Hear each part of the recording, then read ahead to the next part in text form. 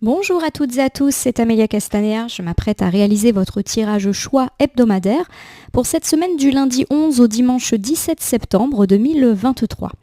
Alors je vous rappelle comment fonctionne un tirage choix.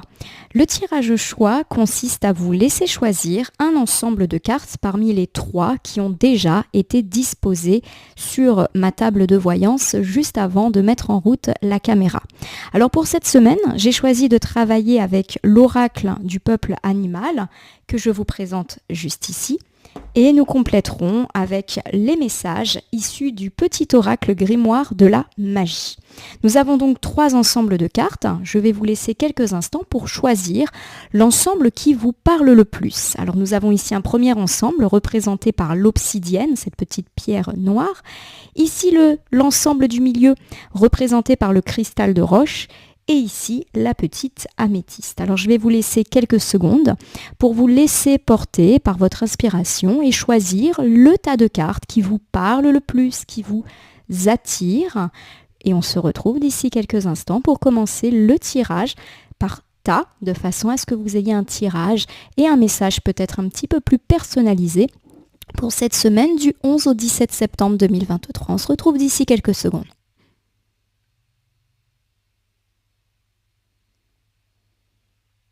Alors me voici de nouveau, j'espère que vous avez eu le temps de choisir entre le tas obsidienne, cristal de roche et améthyste. Alors je vais commencer le tirage en commençant du coup par l'ensemble de cartes correspondant à l'obsidienne. Alors il y a ça fait plusieurs semaines maintenant que j'opère ce tirage choix et c'est vrai qu'à chaque fois j'oublie de vous mettre le minutage pour vous permettre d'aller directement sur les autres ensembles. Je vais essayer cette semaine de ne pas oublier, de ne pas faire cette petite boulette. Je mettrai le minutage juste en dessous au niveau de la description de la vidéo si j'y pense. N'hésitez pas à me dire dans vos commentaires si j'ai oublié de le faire pour que je puisse rectifier le tir si jamais effectivement je fais preuve encore d'étourderie. Allez, je commence ici pour vous ma consultante, mon consultant qui avait choisi ce premier ensemble, on y va. Et nous avons ici pour commencer la carte du serpent. Alors le serpent est forcément un animal qui pour beaucoup d'entre vous évoque des phobies, des peurs et forcément un aspect un petit peu négatif. Or en cartomancie, vous le savez, il n'y a jamais de purement positif, purement de négatif, c'est toujours un petit peu nuancé. Alors en effet, le serpent, lorsqu'il est inversé, est une carte qui peut bien évidemment symboliser le danger. C'est également une carte qui me parle de ne plus pouvoir se taire, un petit peu comme un serpent qui ne peut pas s'empêcher de persifler. Et ça peut être positif, on ne peut plus se taire, on ne peut plus garder pour soi certaines choses que l'on a sur le cœur. Et puis c'est également une carte qui nous parle d'immobilité. On est un petit peu coincé dans une situation, dans un endroit qui apparemment ne vous convient plus, ma consultante, mon consultant. Alors pour moi, cette carte, elle nous fait part, du fait que cette semaine, il y a des choses qui vont peut-être se décoincer. La carte ici, elle fait un peu le constat de votre état d'esprit au moment où vous regardez cette vidéo. Pour moi, il y a quelque chose qui ne vous convient pas et pendant longtemps, vous avez peut-être supporté cette situation sans pouvoir bouger, en étant presque paralysé, comme si effectivement vous aviez été piqué par un serpent dont le venin vous paralyse. Alors peut-être que vous avez été bloqué dans une relation avec une personne qui ne vous convient pas. On peut nous parler ici de relations sentimentales, mais également amicales, familiales, une relation avec un collègue, avec un voisin. Bref, voilà, il y a quelque chose qui vous contrarie et que vous avez subi, et peut-être même que pendant un temps, vous l'avez subi sans vous rendre compte que c'était quelque chose de perfide pour vous. On me parle également du fait de ne plus pouvoir se taire, pourquoi pas, vis-à-vis de cette situation. On a envie de dire les choses, de mettre les points sur les i. En tout cas, voilà mon interprétation. Alors on va tout de suite voir ce que les autres cartes nous apprennent sur votre semaine. Alors j'ai ici la carte du scarabée. Le scarabée qui est inversé, alors lui aussi. Alors le scarabée, c'est une carte qui nous parle du fait, d'avoir pas mal de difficultés par rapport à la fin d'une situation. En effet, le scarabée, lorsqu'il est inversé, c'est une carte qui symbolise la fin de quelque chose. Et ça peut être notamment la fin d'une relation et ou la fin d'une situation qui, a priori, de toute manière, ne nous convient absolument pas. Alors, il y a également cette idée de deuil derrière le scarabée qui est très présente. On peut faire ici le deuil d'une personne que l'on a perdue malheureusement, mais aussi le deuil d'une situation et ou d'une relation qui ne peut plus exister de par peut-être le caractère négatif dont elle relève. Il y a également ici, avec le scarabée, pas mal de problématiques liées à tout ce qui est lié aux enfants et notamment au désir d'enfant, au désir de fonder une famille. Tout ce qui tourne autour un peu de la maternité, de la grossesse, de l'accouchement est également présenté. Alors peut-être effectivement qu'on a ce désir et que c'est pas forcément un désir partagé, qu'on ne peut plus taire ces choses-là. On va voir en recouvrant quelques indices ça nous donne sur ces problématiques liées à la parentalité. Le scarabée est également, lorsqu'il est à l'envers, une carte qui nous indique que la routine du quotidien est beaucoup trop pesante pour nous et qu'on aimerait justement s'en sortir. Alors pour moi déjà avec ces deux cartes inversées, ma consultante, mon consultant, serpent plus scarabée, on a 3 éventuelles problématiques qui se posent pour vous. Je vous rappelle que les 3 problématiques peuvent vous parler ou juste une. Des fois, on est plus concerné par un aspect des cartes et des fois, tous les aspects de la carte nous parlent. Bon, pour moi, il y a vraiment cette idée qu'on a été coincé dans une situation ou dans une relation et qu'aujourd'hui, eh bien, on envisage avec cette carte du scarabée d'y mettre un terme, d'y mettre fin. Alors peut-être qu'on a été coincé dans un deuil dont on avait du mal à se sortir. Peut-être aussi qu'on a été coincé dans une situation et dans une relation un petit peu compliquée, qu'elle soit, je le répète, sentimentale, amicale, familiale ou même des relations avec la hiérarchie, avec des voisins, avec des collègues, etc. Et qu'aujourd'hui, eh bien, on envisage de mettre un terme à certaines de nos relations qui, on l'estime, ne sont pas bonne pour nous. Il y a vraiment l'idée qu'on veut sortir de l'immobilisme et de la paralysie dans laquelle on a peut-être été, qu'on me parle ici de deuil et ou de relations pas forcément très positives pour nous. Alors pour tous ceux qui sont plutôt concernés par des problématiques liées à des désirs d'enfants, des désirs de grossesse, des désirs de parentalité, on me dit que là aussi, les choses bougent. Et peut-être que les choses bougent après une forme d'immobilisme. Alors l'immobilisme, à mon sens ici, est peut-être lié avec une forme de désaccord, peut-être avec le partenaire qui, lui ou elle, n'en est pas au même point que vous par rapport à ses réflexions. Et il y a l'idée que vous voulez plus vous taire et que c'est peut-être une semaine durant laquelle vous allez oser entamer un dialogue avec votre partenaire de vie pour essayer de savoir il ou elle où elle en est, ou il en est, par rapport à ses problématiques et ses désirs d'enfant.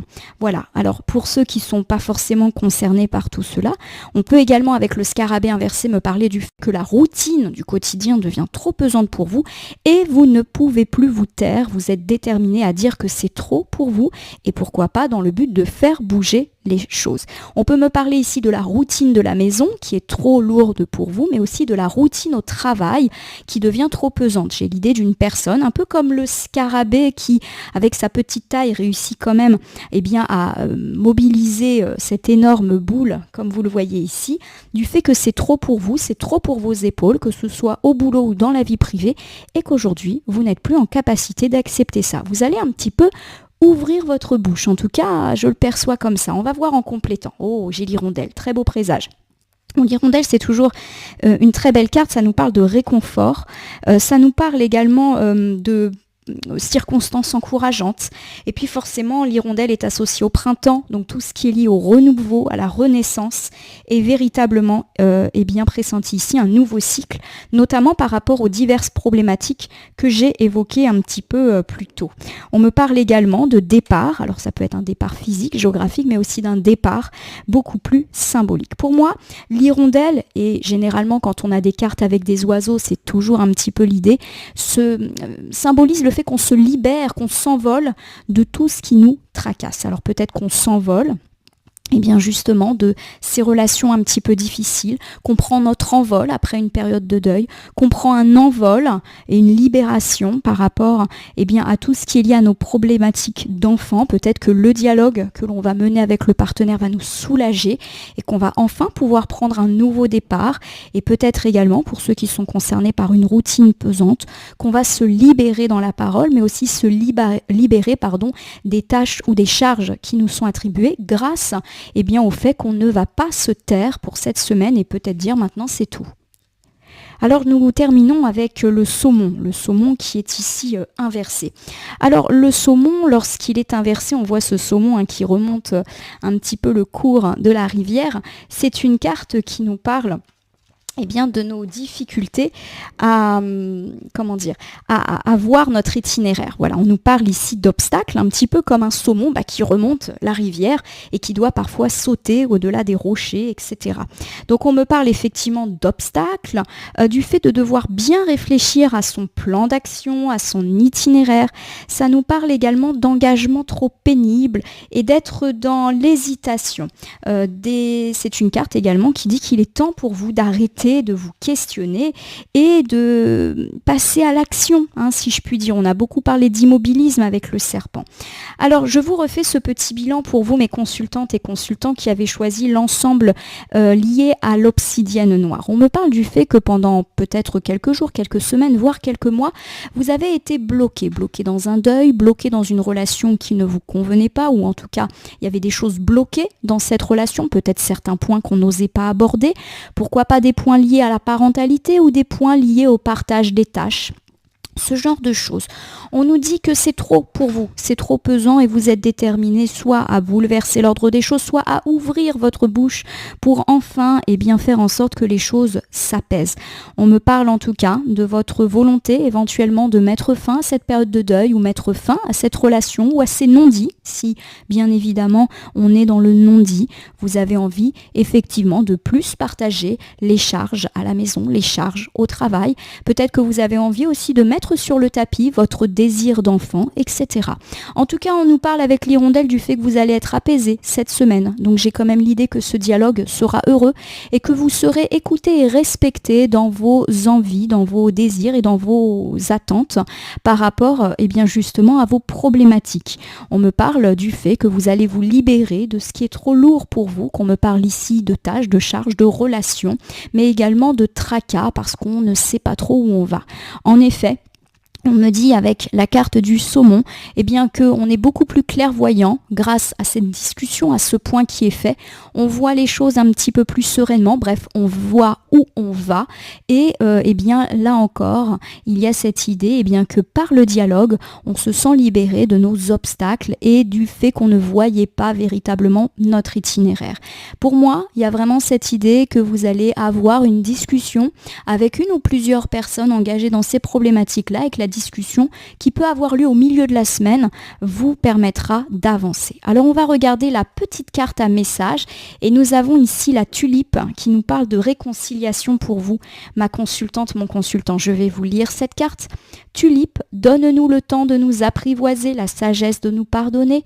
Des mots blessants et gestes déplacés, il ne reste désormais que l'envie de nous retrouver. Bon, c'est une carte très positive qui est plutôt marquée par la fin de semaine. Donc pour moi, il y a effectivement l'éventualité d'un dialogue constructif au milieu de la semaine et vers la journée de vendredi, il y a vraiment l'idée qu'on est plus en phase avec là où les personnes avec lesquelles on sera amené à discuter, on se réconcilie, on est d'accord en tout cas, puisqu'on s'est mis un petit peu au point et au fait par rapport aux différentes problématiques qui sont évoquées par votre tirage. Voilà, ma consultante, mon consultant.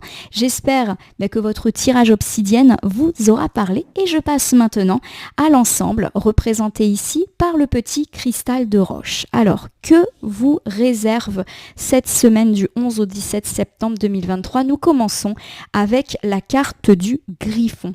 Alors le Griffon, c'est une carte qui me parle du fait d'avoir une forme de chance, mais aussi d'appui dans la réalisation de vos grands et petits projets, y compris s'il y a eu des circonstances un petit peu difficiles ou un démarrage compliqué. On nous parle en gros que même si c'est pas facile, les choses s'alignent et que vous allez avoir un coup de pouce. Ça peut être un coup de pouce divin, un coup de chance, mais aussi un coup de pouce d'une personne, d'une institution par rapport à des petits ou grands projets. Et on va voir si on a des indices sur le genre de projet qui est ici mentionné. Bon, le Griffon, c'est quand même de bon augure pour commencer la semaine. J'ai ici la carte du Pan. Alors, le pan, c'est une magnifique carte puisqu'elle nous parle de tout ce qui est sacré, de magie, de protection, d'intuition. C'est aussi une carte qui nous parle de discernement, de perspicacité. Pour moi, il y a vraiment cette idée de belle protection sur votre semaine, ma consultante, mon consultant, mais aussi de belle protection par rapport aux projets que vous avez peut-être mis en œuvre ou qui sont en attente, en latence ou que vous avez juste en tête. Pour l'instant, on n'a pas véritablement d'indice sur le genre de projet. C'est vrai que la carte du Griffon me parle plutôt de grande concrétisation.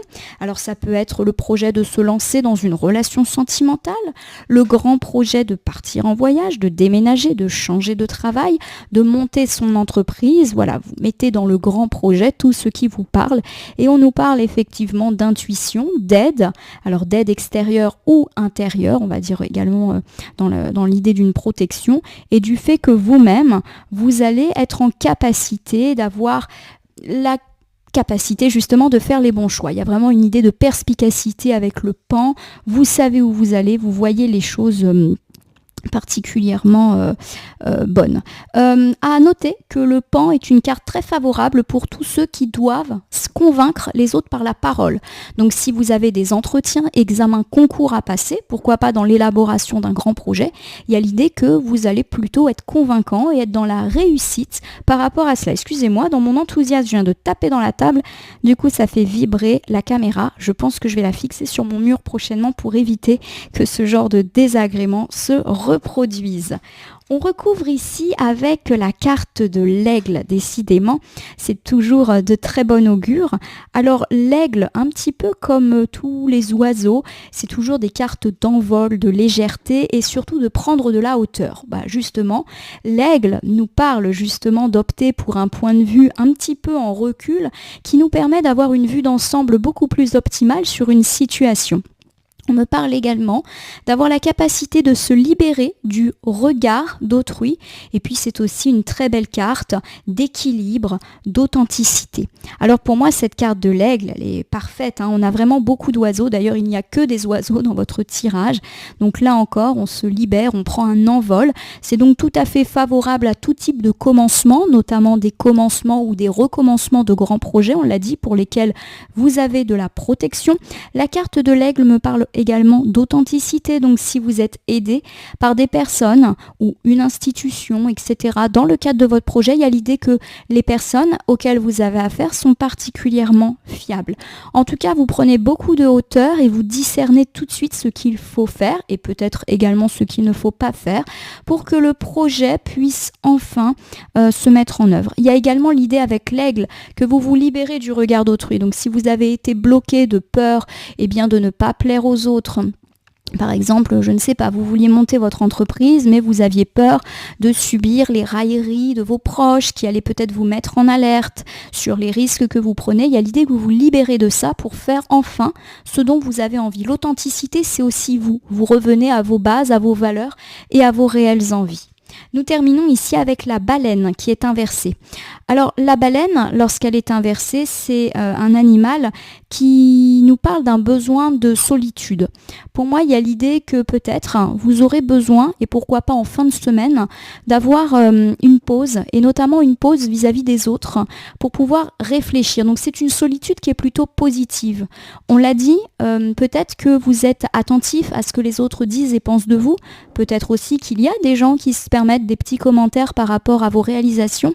Et on nous dit que vous avez besoin de vous couper de ces paroles pour véritablement n'écouter que vous et que votre sixième sens, qui a priori sera aiguisé en cette semaine, comme l'indique la carte du pan et du griffon. Alors ma consultante, mon consultant, je me permets de vous refaire un bilan. Il n'y a pas véritablement de domaines qui sont mis en avant. Je vais me permettre de vous donner 2-3 exemples pour vous aiguiller. On me parle d'une semaine relativement protégée et propice à la réalisation de tous les petits et grands projets qui vous traînent en tête.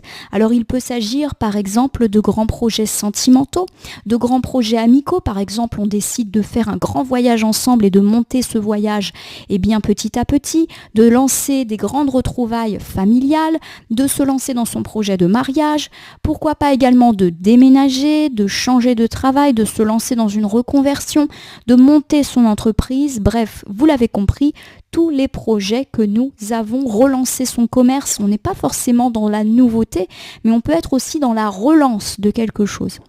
En tout cas, on nous parle de belles initiatives, de belles chances, d'une perspicacité, vous allez avoir de belles idées et éventuellement également être soutenu par des gens fiables ou des institutions fiables. Ça peut être des gens proches, le partenaire, des amis, la famille, mais aussi, pourquoi pas, un conseiller bancaire, un thérapeute, un notaire, bref, des gens un peu experts, extérieurs, qui vous donnent un regard positif, vous permettant justement de concrétiser vos petits et grands projets. Avec la carte de l'aigle, on me dit que véritablement vous prenez votre envol, vos projets également prennent leur envol. On me parle également du fait de se libérer de la vie des autres qui était peut-être négatif vis-à-vis de vos projets et vous aurez besoin en fin de semaine de toute manière de vous boucher les oreilles par rapport aux éventuels commentaires négatifs que vous pourrez essuyer, vous qui avez envie de vous lancer dans quelque chose de complètement nouveau. N'écoutez que vous. Alors on va regarder ici la petite carte à message et nous avons le blé qui me parle d'abondance. C'est un extrêmement bon présage. Encore plus si on me parle ici de domaine matériel, professionnel ou financier.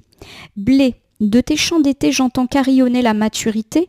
En ce jour particulier, l'heure de la moisson a sonné. Après la semence, le temps de l'abondance est arrivé. C'est plus ou moins confirmé, vous vous inscrivez sur un chemin de réussite quant à l'élaboration de vos projets. On nous annonce avec la carte du blé de très belles nouvelles. Pourquoi pas en fin de semaine, autour de la journée du samedi-dimanche prochain. L'abondance, bien évidemment, elle peut être matérielle, financière. Vos projets aboutissent, de nouveaux clients arrivent dans votre entreprise, vous décrochez un contrat, vous décrochez un entretien d'embauche. On peut également me parler de abondance beaucoup plus personnelle, spirituelle. Vous récoltez l'affection de tous ceux qui sont inclus dans ces projets.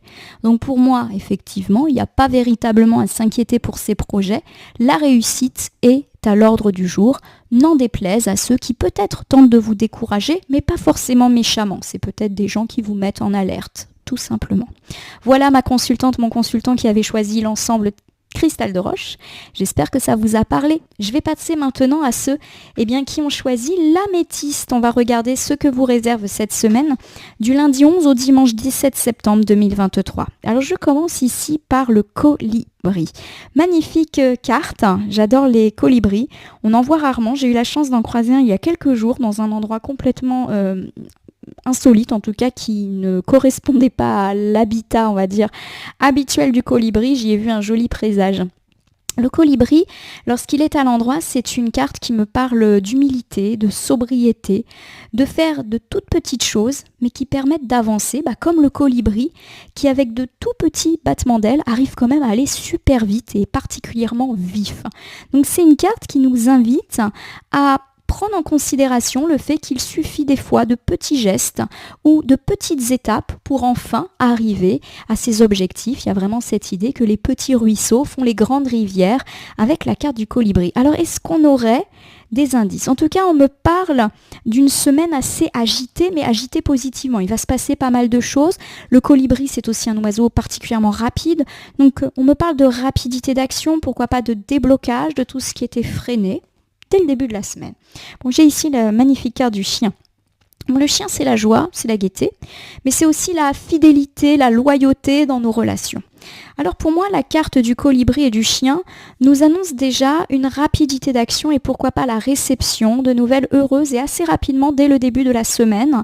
Donc pourquoi pas pour tous ceux qui attendent des démarches, qui attendent des réponses, une réponse à un texto, que ce soit un texto personnel, mais également pourquoi pas un mail concernant une démarche, un courrier, un dossier. Voilà, on me parle de réception rapide de nouvelles et des nouvelles qui vont vous mettre en joie avec la carte du chien. Donc ça, c'est plutôt heureux. Et à mon sens, on me parle plutôt du premier tiers de la semaine, donc autour, pourquoi pas, déjà de dimanche, lundi, mardi. Vous savez que les temporalités sont assez souples en cartomancie.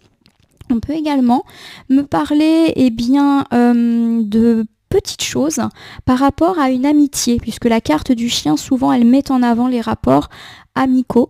Et pour moi, il y a l'idée de petits gestes. Alors, peut-être effectivement qu'ici, on vous invite à faire de petits gestes à l'égard de un ou plusieurs amis qui en plus sont loyaux, mais auxquels vous tenez, puisque la carte du chien est à l'endroit. Alors je ne sais pas si vous êtes en froid avec un ou plusieurs amis, est-ce que un de vos amis a besoin d'aide? Voilà, on vous dit de faire des petits gestes et de ne pas attendre pour peut-être soutenir cet ami. Je le sens comme ça, vous me direz si ça vous parle. Allez, j'ai ici la carte du cygne. La carte du cygne, elle nous parle de la beauté des gens, de la beauté intérieure, mais aussi de la beauté extérieure, de confiance en soi. C'est une carte qui, pour moi, de nouveau, mentionne le caractère particulièrement loyal de cette ou de ces amitiés qui va véritablement être mise en avant dès le début de la semaine. Donc là encore, on vous invite à prendre soin d'une personne qui est une belle personne et qui mérite peut-être qu'on fasse des petits gestes pour elle. Voilà, je le pressens comme ça. On va terminer notre petite carte avec l'abeille qui est inversée. L'abeille, lorsqu'elle est inversée, elle me parle d'un manque de dialogue, d'un froid, du fait peut-être qu'on ne se parle pas, ou d'un problème de communication, donc on a pu être dans la fâcherie. Pour moi, et je vais vous refaire ce bilan pour vous qui avez choisi l'ensemble dédié à l'améthyste, il y a cette idée que la problématique amicale va être très mise en avant pour cette semaine. Il y a effectivement autour de vous un ou plusieurs amis loyaux. Vous n'avez pas à vous inquiéter là-dessus. Et on me parle en plus de belles personnes. Et ce qui est joli avec ces cartes, c'est qu'il y a une réciprocité. On me parle vous aussi de votre sincérité dans le cadre de cette relation amicale, de votre loyauté. Mais il y a pu y avoir des petites choses un petit peu contrariantes ces derniers temps. Peut-être que vous vous êtes fâché avec un ou plusieurs amis qui pourtant sont des amis fiables.